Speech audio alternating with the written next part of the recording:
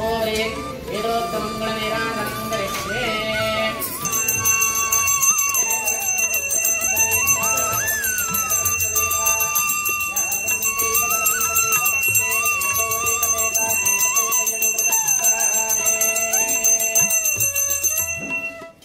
लक्ष्मी रमण गोविंद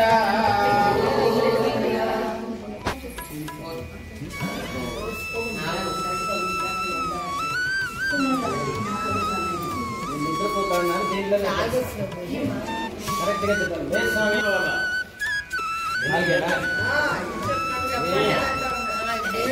స్లోగా వస్తా ఉందంటే పక్కన ఎవరైనా చెప్పాలి 5 నిమిషాలు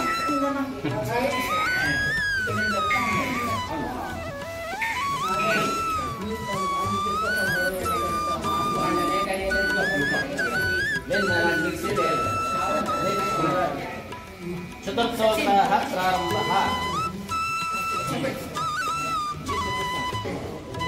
మీరే చెప్తున్నారు వస్తారు మాట్లాడే ముందుగా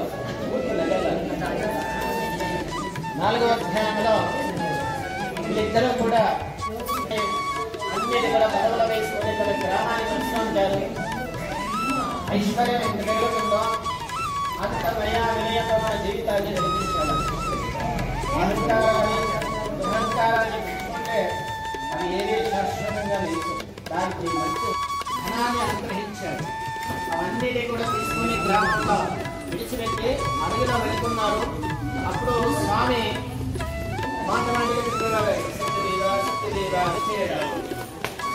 వీళ్ళ మనసంతా ఎక్కడ ఉండే చాలా డబ్బు ఉండే డబ్బులు ఉన్నాయి, వెండి బంగారాలు దానిపైన వీళ్ళేమనుకున్నాడు మన దగ్గర చాలా డబ్బులు ఉన్నాయి అన్నట్టు అబద్ధాన్ని ఆడాడు.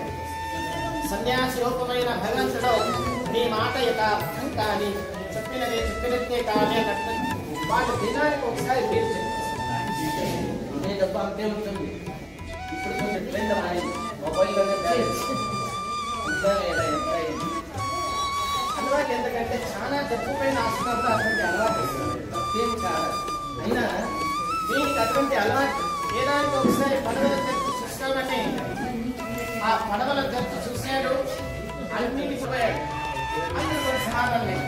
ఆయన కొంచెం జనాన్ని తీసుకొని మానవుడు ప్రోక్షణ చేసి చెప్పాడు, అయ్యా ఆ సన్యాసికి అబద్ధం ఆడకు అని చెప్పినట్టు జరిగినది.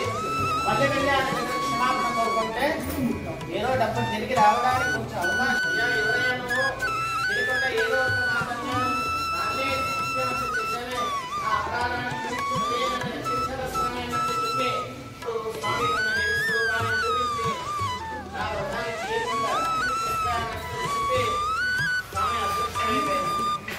వీళ్ళిద్దరికి జ్ఞానోదయం కలిగి నమస్కరించి ఆ వ్రతాన్ని ఆచరించి మళ్ళీ తిరిగి వచ్చి పడవలు చూశారు. అన్ని డబ్బులుగా సంతోషంగా అన్ని తీసుకొని గ్రామానికి వస్తున్నారు. మాలకే ఒక నది అక్కడ ఆ నది దాటి రావడానికి కొంచెం తెలుసుకొని అక్కడ ఉన్న ఉన్నారు. అప్పుడు దాని రథం ముగిస్తున్నది తల్లి కూతురు వ్రతాన్ని ముగించి రథాన్ని ఇచ్చినా ఉంది.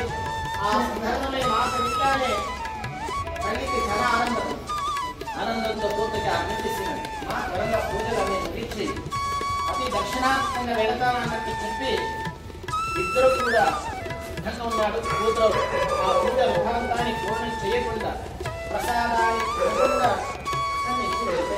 దానివల్ల స్వామివారికి కోపం కలిగి అక్కడ వెళ్లే ముందే తన భర్తాన్ని పడవల సమేతంగా సముద్రంలో